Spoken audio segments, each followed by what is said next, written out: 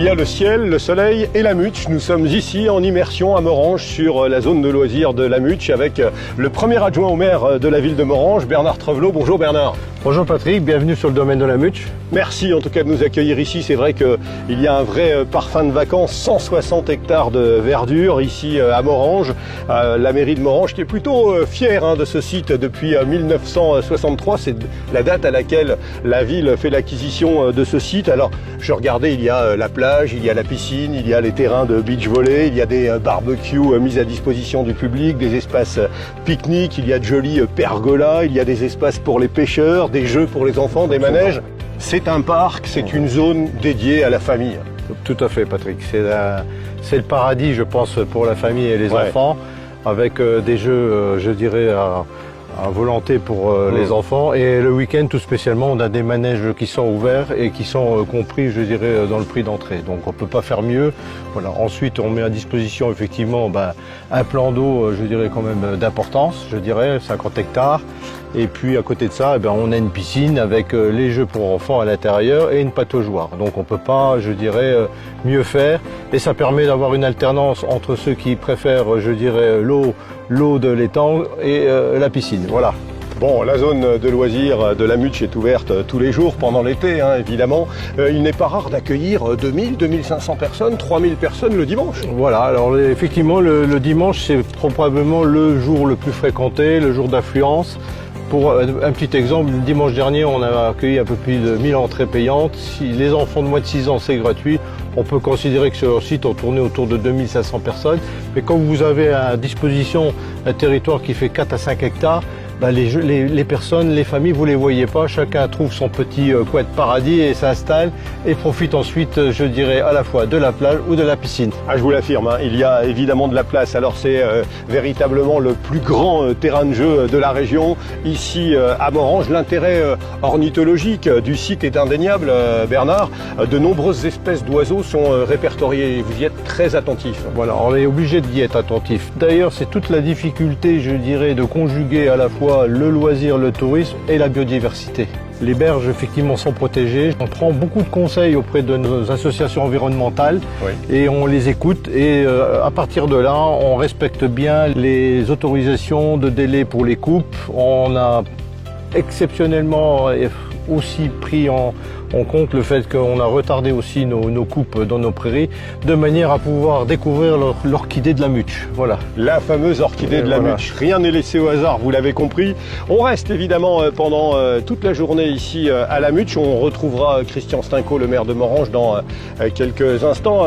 Bernard Trevelot, parcourir les chemins, les sentiers verdoyants de la Mutch, entre amis, en famille, c'est quand même bien ça l'idée. C'est un vrai havre de paix ici. Alors tout autour de la Mutch, effectivement, il y a un parcours de 5 km qui permet donc aux familles soit de le parcourir à pied ou en vélo. Voilà. Et nous avons fait en sorte aussi de l'agrémenter, je dirais, de bancs et de tables afin de pouvoir s'y arrêter, se reposer et voire y pique-niquer, puisqu'on a fait des agements bien spécifiques. Et nous avons mis également en place pendant l'été des toilettes sèches de manière à permettre, je dirais, du confort aussi. Voilà, mais regardez, vous voyez évidemment l'étang de la Mutch ici à Morhange. On va poursuivre notre promenade et puis on vous réserve quelques belles surprises.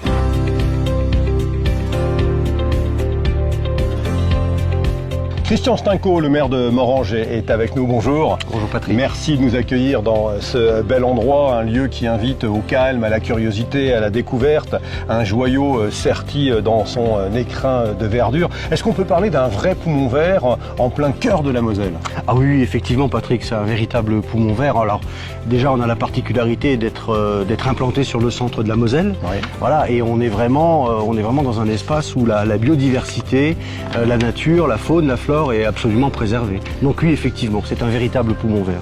Disons-le, mais la municipalité de Morhange a entrepris ces dernières années de sérieuses études, a mené des travaux de réaménagement, on a fait des ajustements afin de redonner au site un second souffle, un domaine dont le potentiel est un atout majeur. Il y a un énorme potentiel ici. Oui, effectivement, le potentiel est énorme, mais nous avons encore fort à faire. Oui. Très clairement, nous avons encore fort à faire. On a quand même un terrain de camping qui, pour l'instant, est un peu en désuétude. Et notre objectif premier est effectivement de lui redonner vie afin d'avoir à nouveau un attrait touristique important. Il faut savoir que lorsque le terrain de camping fonctionnait, on avait un nombre de touristes assez conséquent qui venaient particulièrement à la fois du secteur mais aussi du nord de l'Europe. On peut faire le chemin de rive autour de l'étang, s'arrêter peut-être un moment dans l'observatoire à oiseaux et apercevoir des poules d'eau, des cormorans, des colverts, de nombreuses variétés de batraciens. C'est ça qui est assez magique aussi. Oui, et le pari que nous sommes en train de mener, c'est effectivement de pouvoir allier à la fois la question de la biodiversité et la question de l'attractivité touristique. L'objectif est de garder vraiment un lieu qui garde son authenticité, qui préserve la faune, mais qui en même temps permet aux familles de pouvoir venir passer du bon temps. Oui, donc la faune, la flore locale. La Mutch, c'est aussi un haut lieu de pêche, puisque le Grand Étang offre ses 80 hectares où vivent des carpes, des silures, des brochets, des sandres. On a aussi une grande diversité effectivement de poissons et c'est un site où on a pas mal de spots de pêche et qui attire notamment les carpistes. Donc on a des carpistes qui viennent assez souvent pour passer des week-ends entiers pour pouvoir effectivement assouvir leur passion.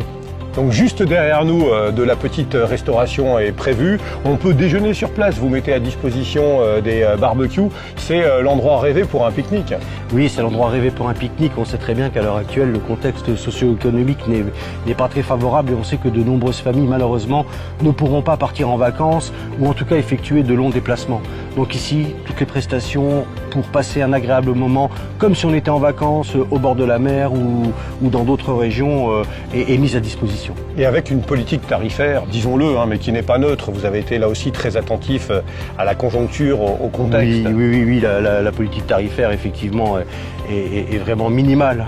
L'entrée est à 2 € pour la semaine et 3 € pendant le week-end, en sachant que c'est gratuit pour les enfants de moins de 6 ans.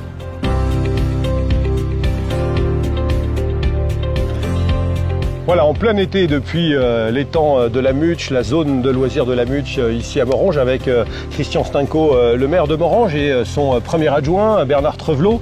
Un mot quand même sur le calendrier parce que l'été sera chaud à Morhange, l'été qui a bien démarré avec la fête de la musique je crois. Oui, l'été a bien démarré. Le 21 juin, nous avons donc fait la fête de la musique Place de la République à Morhange et ça a été un véritable succès. Alors un véritable succès parce que ça faisait quand même maintenant quelques années, malheureusement avec le contexte sanitaire qui n'avait pas pu y avoir ce genre de manifestation. Mais je dois reconnaître que ça a quand même dépassé nos espérances. Tant il y avait effectivement foule et on voit bien qu'il y avait véritablement un besoin de la part des habitants de Morhange et des alentours d'ailleurs de pouvoir se retrouver autour d'un moment de convivialité. Incontournable bien évidemment, le 14 juillet, la fête nationale, qu'avez-vous prévu ? Alors le 14 juillet, ça a toujours été un moment fort à Morhange puisque nous avons en plus la chance d'avoir la fête foraine qui est installée place Béraud avec notre traditionnel feu d'artifice. Alors l'originalité cette année, c'est que nous organisons les manifestations patriotiques le soir. D'accord. Ce qui permet effectivement d'avoir un lien entre la partie commémoration et la partie festive.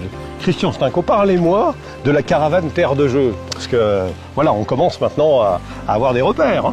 Oui, on a des repères. Donc la commune de Morhange est labellisée Terre de Jeux 2024 à l'initiative du département de la Moselle. Et nous avons la chance d'accueillir pour la 3e année consécutive la caravane Terre de Jeux qui s'installera d'ailleurs sur ce site. L'année dernière avait été un véritable succès. Ça a été pratiquement un des rares jours de soleil qu'on a eu, mais on a quand même attiré 1800 personnes autour de cette manifestation. Ce n'est pas faire injure à votre commune, mais on peut parler très positivement de ruralité. Et là, il y a un beau rendez-vous au mois d'août, Paysans en fête. Oui, Paysans en fête, donc sur le week-end du 26 et 27 août. Oui. Donc là, c'est organisé effectivement par les groupements d'agriculteurs du secteur. Et ça promet un week-end fort en événements parce que pour avoir assisté au comité de pilotage, je peux vous assurer qu'il va y avoir beaucoup d'animations et on peut espérer attirer à peu près 10 000 personnes si les conditions climatiques sont favorables. Voilà une destination estivale, la destination de vos vacances. Venez à Morhange et à la Mutch, peut-être un mot, Bernard Trevelot. Si je peux me permettre, la communauté d'agglo Sataos Énergie sera partenaire de la manifestation Paysans en fête. Voilà. C'est important de le signaler. C'est important de le signaler. Merci à tous les deux.